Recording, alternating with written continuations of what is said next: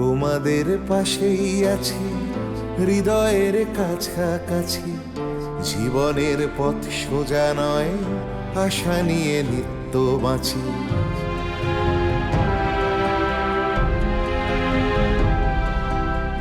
শিক্ষা ছড়িয়ে পড়ুক ভেদাভেদ শূন্য করে, এ বেলা নাই বা জুটুক ও বেলা জুটতে পারে।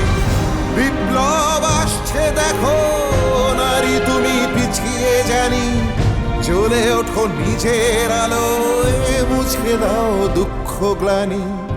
এভাবে আর থেকো না হাহাকার জড়িয়ে বুকে, আমি হাত বাড়িয়ে আছি সাড়া দাও আমার ডাকে।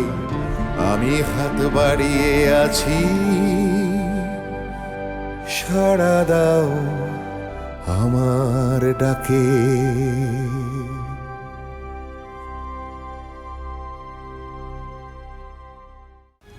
মল্লিকের পুকুর সহ যেসব পুকুর খাবারের জলের জন্য নির্দিষ্ট করা আছে, সেখানে কোনো প্রকার স্নান বা কাপড় কাচা যাবে না। যদি এটা মেনে চলতে পারো ভালো, আর যদি না মানো তাহলে গ্রামকে গ্রাম এই মহামারীতে উজাড় হয়ে যাবে। সবই তো বুঝলাম বুদ্ধিমশাই, আপনাদের সব কথাই আমরা মান্য করি। কি করবো তো? কিন্তু একটা কথা মানতে পারবো না, আমরা গরিব মানুষ, নুন আনতে পান্তা পোড়াই। আর তাছাড়া ওই একটাই তো খাতা কম্বল, ওগুলো সব পোড়াই দিলে আমরা গায়ে দেবো কি? তা বললে কি হবে ভাই? যদি না মানো তাহলে গ্রামকে গ্রাম উজাড় হয়ে যাবে। আচ্ছা বলো তো বাবা, প্রাণ বড় না তোষক বালিশ বিছানা? কথাগুলো বুঝেছো তোমরা? জি জি জি। কোনো অসুবিধা হচ্ছে? হচ্ছে বই কি মহারালী? কি অসুবিধা হচ্ছে মনির চাচা, জানতে পারি কি? তুমি সম্পন্ন গৃহস্থ, পুকুর জমি জিরাজ সবকিছু ঘিরে তোমার সাজানো সংসার। তোমার বড় ছেলে ঢাকা শহরে মুরব্বি সেজেছে, তোমার মেজো ছেলে সেই পথেই যাচ্ছে। তোমরা বুদ্ধির সঙ্গে এসব কথা বলতে পারো, কিন্তু আমরা বলতে পারি না। আমার 10 বছরের ছেলেটা তোমার হাতের সামনেই তো মারা পড়লো, কই বাঁচাতে তো পারলে না। তার কাঁথাটাকে আমি পুড়িয়ে ফেলবো? আমার বাড়ি শুদ্ধ 12 জন মানুষ, 4টে কাঁথা। তাহলে রাতের বেলা মহিলারা তুষ গায়ে দিয়ে ঘুমায়। জ্ঞানের কথা শুনতে ভালো, কিন্তু কাজের বেলা না।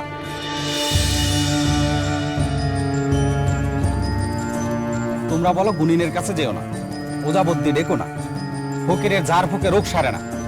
কিন্তু তোমাদের কবিরাজি শাস্ত্রে সারল কই? আমার নাতিরা কি সারাতে পারলে? তাকে তো সারাতে পারলে না। ঘরে ঘরে এন্তেকাল হচ্ছে, মরক ঠেকাতে পারছো কই মহারালী? আমার বাড়িতে আবার কেউ অসুখে পড়লে আমি দরগায় যাব, পীর বাবার কাছে যাব, তোমাদের কাছে আসবো না। এই তোমরা আসো।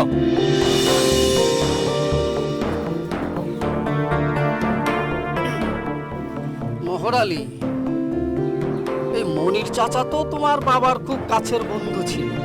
তারপর ওই যে দিদিটা তোমার, ওই যে যাকে দিনে ধরেছিল দামরা মেয়ে ছেলেটা, সে তো ওই মনির চাচার ছোট ভাইপোর বউ ছিল। আর সেই মনির চাচা এতগুলো লোকের সামনে তোমাকে কিভাবে বেজ্জিত করলো?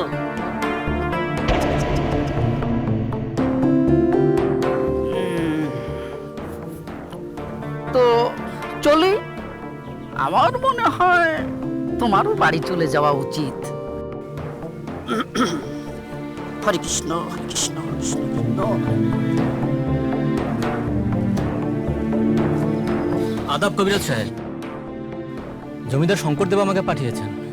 উনি শহর থেকে খবর পেয়েছেন যে গ্রামে মরক লেগেছে, তাই আপনাদের কাছে জানতে চেয়েছেন যে কোনো সাহায্যের প্রয়োজন আছে কিনা। অবশ্যই আছে, তিনি যথার্থ প্রজা পালকের মতো দায়িত্ব পালন করছেন, তাকে আমার পক্ষ থেকে সালাম। তিনি যদি আমাদের জন্য কিছু মশারি, কিছু চাদর, লুঙ্গি, ধুতি এগুলো দিতে পারেন তাহলে খুব উপকার হতো। হ্যাঁ হ্যাঁ, ভালোই হয়। তাহলে আর তার প্রজাতির দূষিত কাপড় ইত্যাদি ব্যবহার করতে হয় না। তবে হ্যাঁ, সংক্রমিত ব্যক্তির কাপড় পুরালে তবেই তাকে নতুন কাপড় দেওয়া হবে। হ্যাঁ বেশ, তাহলে এই কথাই আমি জমিদার মশাইকে জানিয়ে দিচ্ছি। এই তো জমিদার বাবু স্বয়ং আমাদের মতো গরিব গ্রামবাসীদের কথা ভেবে তার লোক পাঠিয়েছেন। তিনি অত দূরে বসেও আমাদের মতো প্রজাদের কথা ভাবছেন? ইনশাল্লাহ যে যাই বলুক সমু, আমরা জোড়া বদ্যি মিলে এই জোড়া মহামারীকে রুখবই। বুদ্ধি কাকা এখনই ঘরে চলেন, কাকিমার খুব জ্বর। এবার কি হবে মোহর? এখন কি হবে? চলো তো দেখি।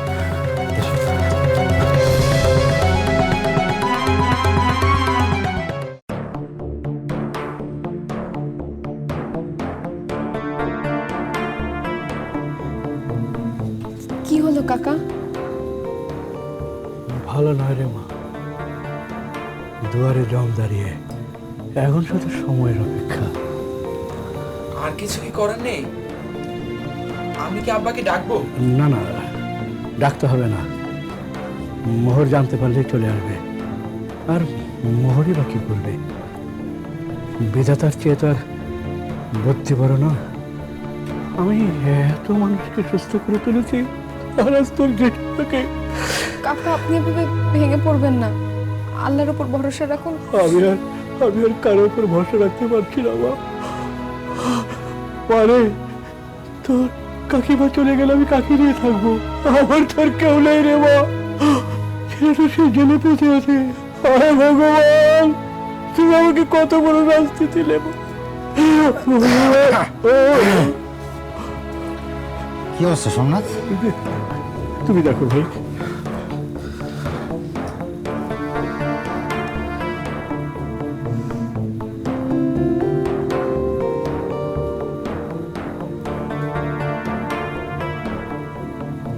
নারীর গতি খুবই ক্ষীণ। শরীরটা ক্রমশ ঠান্ডা হয়ে যাচ্ছে। ওকে আর বাঁচানো গেল না মোহর। এখনো যখন প্রাণ আছে তখন দেখি না চেষ্টা করে। তোমার এখন মাথা কাজ করছে না, তুমি পারবে না। বৌদির চিকিৎসাটা আমাকেই করতে দাও।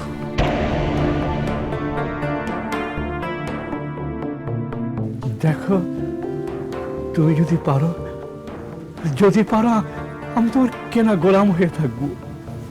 ছি ছি ছি ছি সোমনাথ, তুমি না আমার বন্ধু, বন্ধুকে কেউ এই কথা বলে? আমি বড্ড একা হয়ে গেলাম মোহর। পারুল ছিল আমার শেষ অবলম্বন। আমার ভাগ্যটা এত খারাপ। মহাবৈদ্য চরক কি বলে গেছেন ভুলে গেলে? বৈদ্য কখনো ভাগ্যের বিধান করে না, সে নিজে পীড়িতের ভাগ্য তৈরি করে।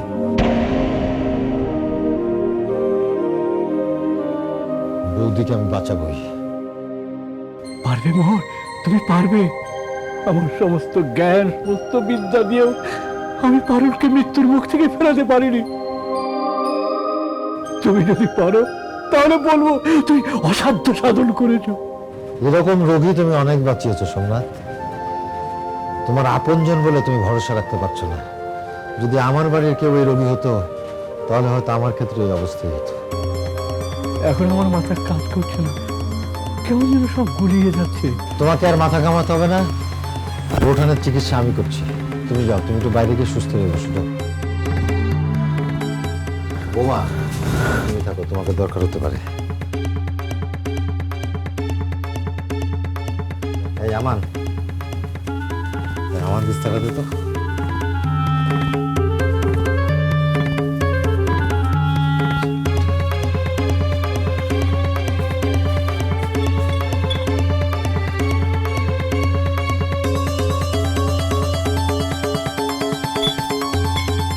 আর ওই যে শেকড়টা আছে না, ওই শেকড় থেকে সামান্য পরিমাণ আমার কাছে দে, আমি নিচ্ছি।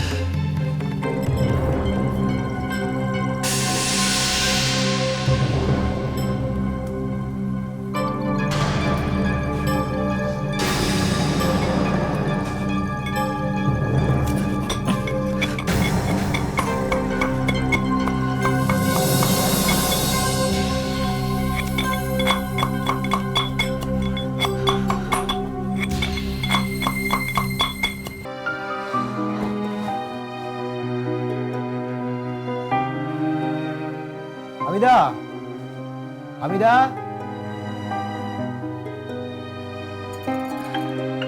এই যে বড্ড খিদে পেয়েছে, কিছু খেতে দাও তো। কি হলো, চুপ করে আছো কেন? কিছু নাস্তা দাও।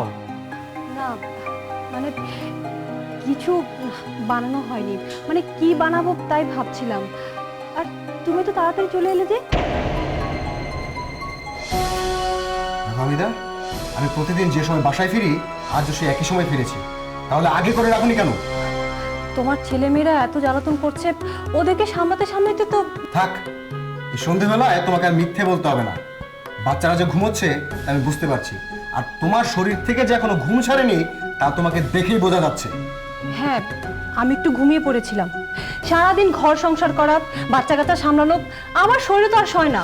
তা বেশ তো, চুলে পানি ঢেলে দাও, অন্তত এতে করে তোমার গতর ক্ষইবে না। একদিন নাস্তা হয়নি বলে মেজাজ দেখানোর কি আছে? আমি যখন এখানে ছিলাম না, তখন তো প্রায় দোকান থেকে নাস্তা কিনে খেতে। আজ যখন এত খিদে লেগেছে, তখন দোকান থেকে কিনে খেলেই তো পারতে। কি? আমি পয়সা খরচ করে রাস্তায় নাস্তা করে আসবো আর তুমি পরে পরে ঘুমাবে? পয়সা কি এত সস্তা? আমিও কি এত সস্তা? সারাদিন আমি পরিশ্রম করে যাচ্ছি, সকাল থেকে রাত পর্যন্ত। আমার শরীর তো খারাপ লাগতে পারে। আমি কি দাসীবাদী নাকি তোমার সংসারে, যে সারাদিন আমি খেটে মরবো? তুমি দাসী হবে কেন? তুমি তো বিবি, বেগম, সবার ঘাড়ে পা দিয়ে চলতে চাও। কেউ যদি তোমার মর্জি মাফিক না চলে, তার শীত তুমি আলাদা করে দিতে চাও। তুমি যে গেছিস তা এতদিন আমি হাড়ে হাড়ে টের পেয়ে গেছি। আচ্ছা, তোমার কি হয়েছে বলো তো? তুমি এসব কথা বলছো কেন? মিঠা, আমার মাথায় আগুন জ্বলছে, তুমি যাও এখান থেকে। কিছু একটা ঝামেলা হয়েছে, সেই ঝাল তুমি আমার উপর ঝাড়ছো। আচ্ছা, তুমি অপেক্ষা করো, আমি আচারে তেল দিয়ে মুড়ি মাখিয়ে আনি। না, লাগবে না। সারাদিন খাটাখাটনি করে এই শুকনো মুড়ি চাপানোর জন্য এসেছি। হ্যাঁ, এর জন্য কামাই করি। এই 8 পয়সা মুড়ির জন্য বাড়ি ফিরবো কেন? এক হাতে তো লুচি পরোটা করতে অনেক সময় লেগে যাবে, তাই। এক হাতে করবে বলেই তো সংসার থেকে আলাদা হয়েছো, ভিন্ন হয়েছো। সংসার করার মুরত নেই, এত আলাদা হওয়ার সব কেন? হ্যাঁ, কেন? যাও এখান থেকে।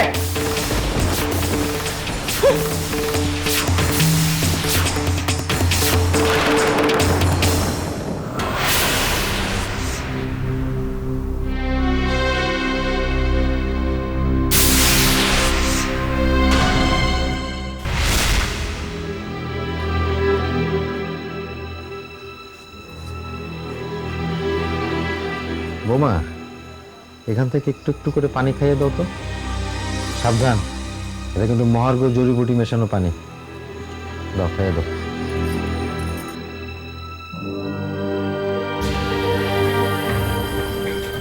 আব্বা, কাকি তো মুখ খুলছে না। আহা, চোয়ালটা একটু চাপ দাও। রোগীর ভালোর জন্য একটু কঠোর হতে হয়। দাও।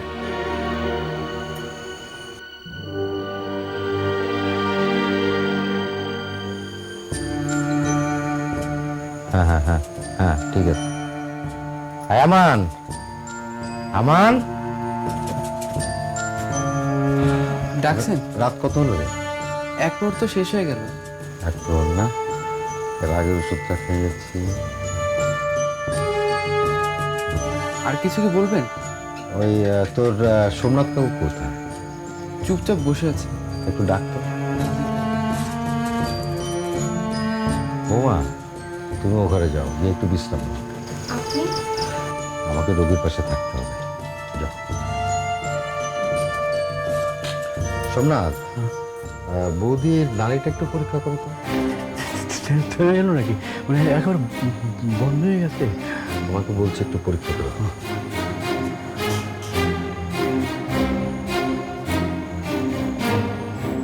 এ কি করে সম্ভব?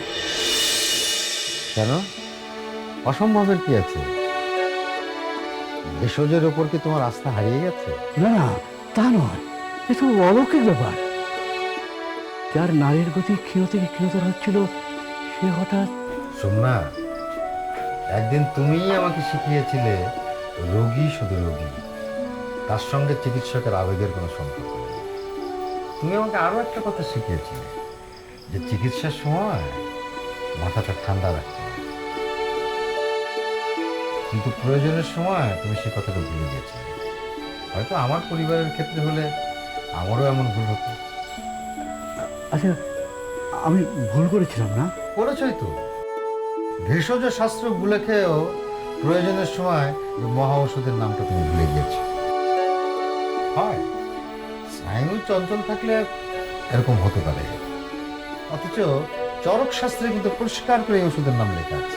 হ্যাঁ, জানি জানি, কিন্তু তুমি যেভাবে চিকিৎসা করলে সে তো এক কথায় অভিনব।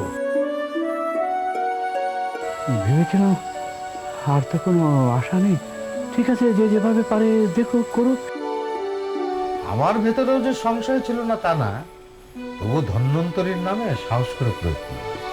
তুমি যা করলে তার তুলনা হয় না। আমি আমি নির্দ্বিধায় বলতে পারি, তুমি হচ্ছে এই অঞ্চলের সবচেয়ে সেরা বৈদ্য। দাঁড়াও দাঁড়াও, এখনই এত লম্বা চড়া প্রশংসা করো না, আগে বৌদি একটু উঠে বসু। না না, আমার আর কোনো চিন্তা নাই। এই যাত্রায় পারুল মৃত্যুর হাত থেকে ফিরে এসছে। কিছু বুঝলে? এখনো পুরোপুরি সুস্থ হয়নি, জমে মানুষের টানাটানি চলছে। এর মধ্যে দুই বদ্যিরা তো খুশি কিসে?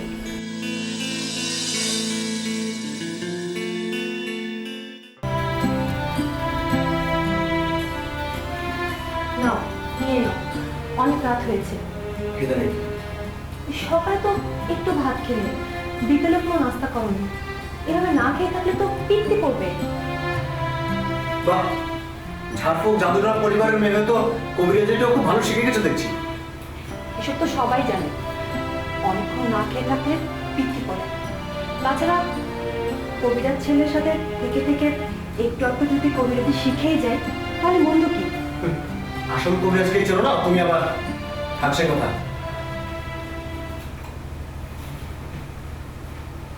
কিসের তরকারি? আলু ঢেঁড়স। যাও যাও, তো নিয়ে যাও। সব জঘন্য রাখো তো, রাখ তোমাদের চাচি একবার খেলে তার স্বাদ সারা জীবন মুখে লেগে থাকে। যাও যাও, নিয়ে যাও। আচ্ছা ঠিক আছে, তুমি না হয় এই মাছের ছোটটুকু দিয়ে খেয়ে নাও।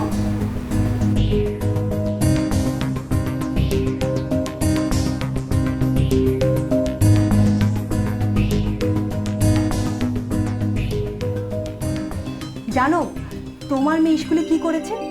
তোমাকে তো বলাই হয়নি। ও পুরো একটা ইংরেজি কবিতা মুখস্থ করে সবাইকে তাক লাগিয়ে দিয়েছে। ওদের স্কুলে যে হেড দিদিমণি আছে না, ও যে খ্রিস্টান বুড়িটা, সে তো তোমার মেয়েকে অনেক আদর করেছে, আবার কেকও খেতে দিয়েছে। ওই পোয়েমের লাইন দুটো আমি শিখিয়েছি, ঠিক মতো তো দুটো লাইন মুখস্থ করতে পারে না। তাই বুঝি? কিন্তু আমি যে শুনলাম।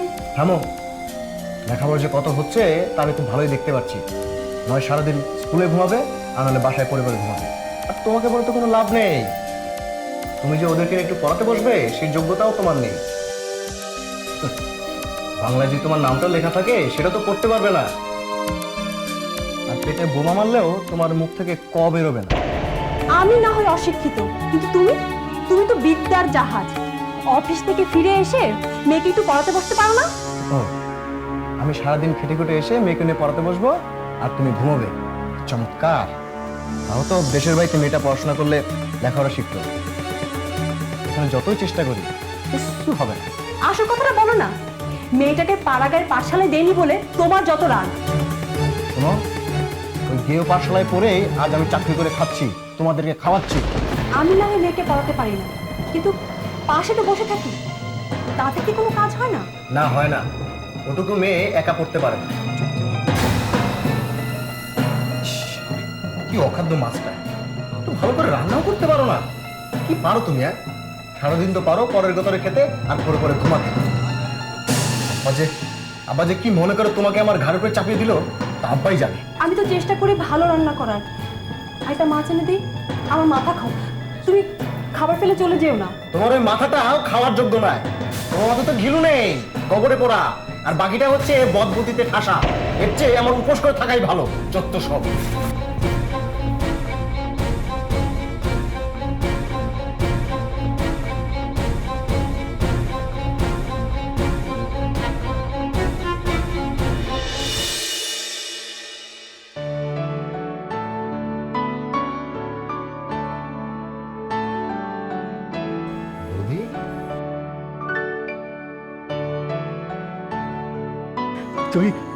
তুমি অসাধ্য সাধন করেছো মোহর। তুমি আমার পারুলকে নিশ্চিত মৃত্যুর হাত থেকে বাঁচিয়ে এনেছো। আমি তোমার ঋণ কোনোদিন শোধ করতে পারবো না, কোনোদিনও না। দাঁড়াও দাঁড়াও, আগে বৌদিকে ভালো করে দেখো। পারুল, দেখো মোহর তোমাকে নতুন জীবন দান করেছে। আর এই মেয়েটার সেবার কথা আমি কোনোদিন ভুলতে পারবো না।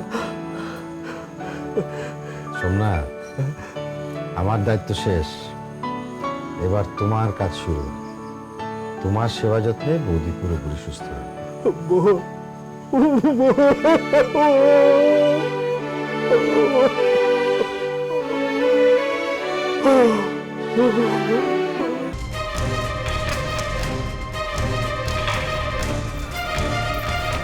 হায় আল্লাহ, আমার নসিব এত খারাপ। আমি এত করি, তারপর আমি স্বামীর মুখ পাই না। আমার মরে যাওয়া উচিত। চোখ, একদম চোখ। গলা দেওয়ার একটা আওয়াজ বেরোলে গলা টিপে দেব। মা, আমাকে তুমি গলা টিপে মেরে ফেলো। এ জীবন আমার আর সহ্য হচ্ছে না। আমার কি দোষ বলো তো? তুমি আমার সাথে যে এরকম করো। কি করেছে জানো না? না, আমি জানি না। ফুলমি এসেছিল? ফুলমিয়া? আল্লাহর কসম, ফুলমিয়া আসি। আমিও তো তাই বলছি, যদি নাই এলো তাহলে গেল কোথায়? তুমি তো বলেছো ফুলমিয়া দেশের বাড়িতে গিয়েছে। হ্যাঁ, ওরা দেশ থেকে ফিরে এসেছে, কিন্তু এবার ফুলমি একা নয়, সাথে আমার বোন আর তার বাচ্চাটাও আছে। বাঁচা গেল। ভাগ্যিস গোষ্ঠী শুদ্ধ এখানে এসে ওঠেনি। ঠিক সময় ফুলমিয়াকে বাসা থেকে তাড়িয়েছি। কি হলো? জবাব দাও। ফুলমি আমার বোনকে নিয়ে ঢাকা এসেছে, অথচ আমার বাড়িতে এলো না। কেন এলো না? আমি কিচ্ছু জানি না, সত্যি বলছি।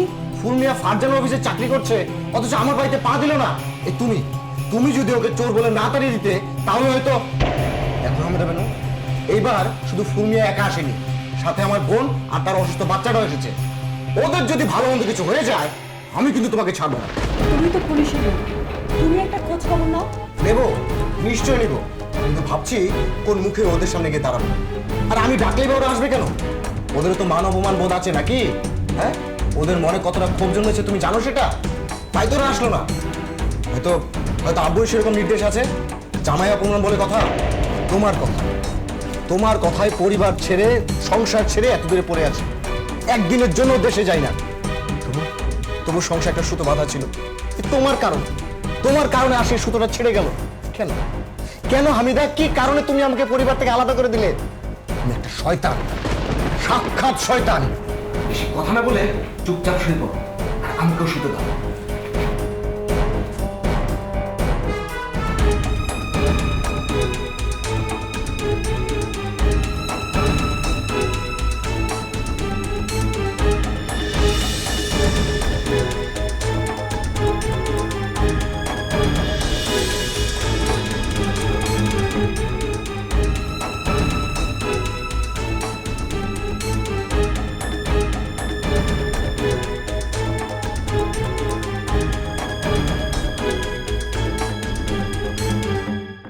সবাই চলে যাচ্ছে একে একে দূরে।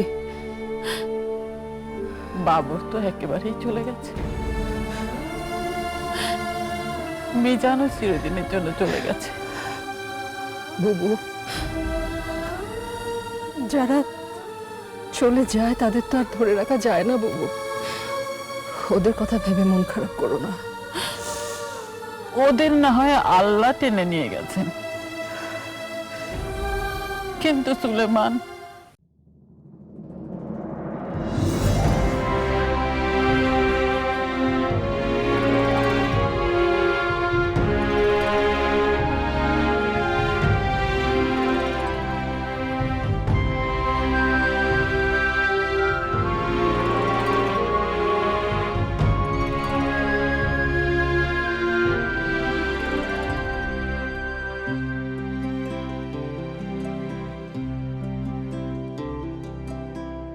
তোমাদের পাশেই আছি, হৃদয়ের কাছাকাছি। জীবনের পথ সোজা নয়, আশা নিয়ে নিত্য বাঁচি।